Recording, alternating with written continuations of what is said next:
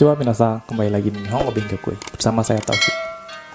Hari ini kita akan membahas hantu Jepang atau dalam segmen cerita hantu Jepang, Certupang. Oke, yang akan saya bahas hari ini adalah kappa. Kappa, pernah dengar kappa? Bukan ero kappa ya. Kalau ero kappa, iya.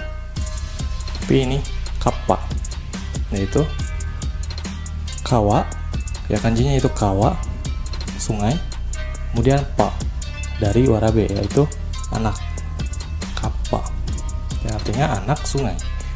Nah, sebetulnya kappa ini sendiri itu adalah cerita rakyat Jepang atau mitos yang belum tentu, masih dipertanyakan keberadaan aslinya ada atau tidak. Tapi kappa ini sudah sangat terkenal dari zaman dahulu kala di Jepang ya. Dan kappa itu sendiri dia wujudnya seperti kura-kura ninja.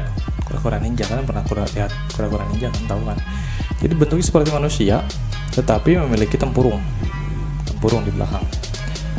Dan tangan dan kakinya itu berselaput. Kemudian wajahnya mempunyai paruh seperti burung.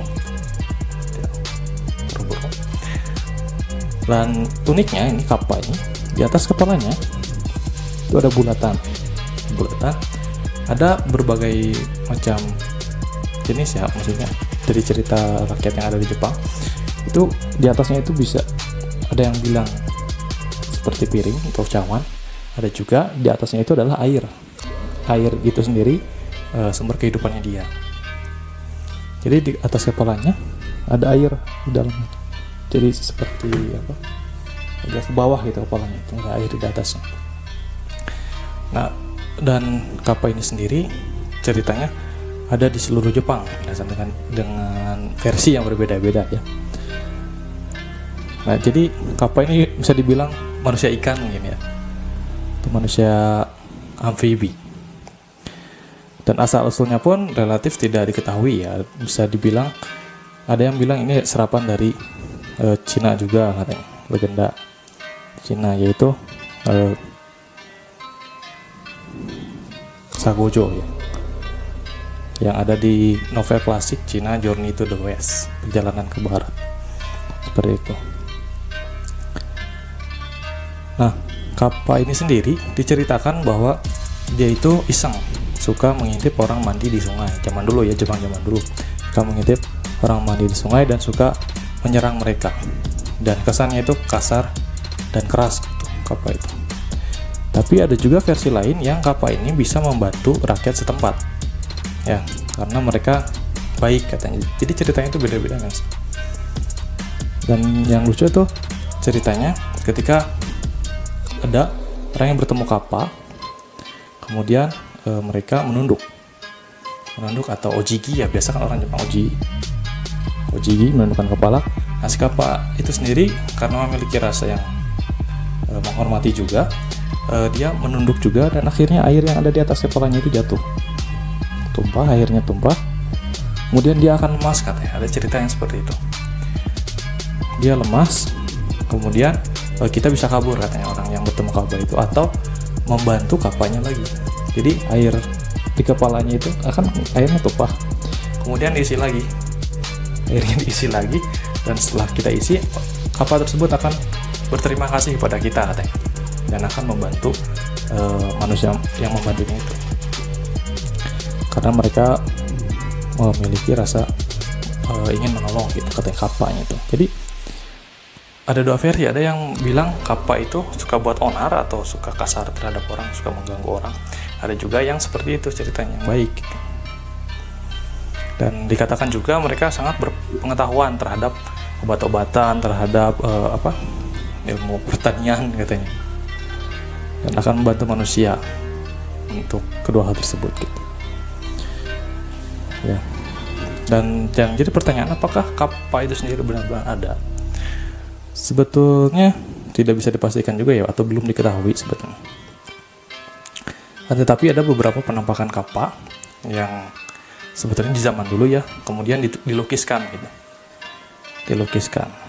Jadi sudah menjadi cerita rakyat gitu, Kappa ini sendiri. Dan sekitar 40 tahun yang lalu di prefektur Inari, di kota Inari, prefektur Saga, itu ditemukan mumi yang diduga Kappa.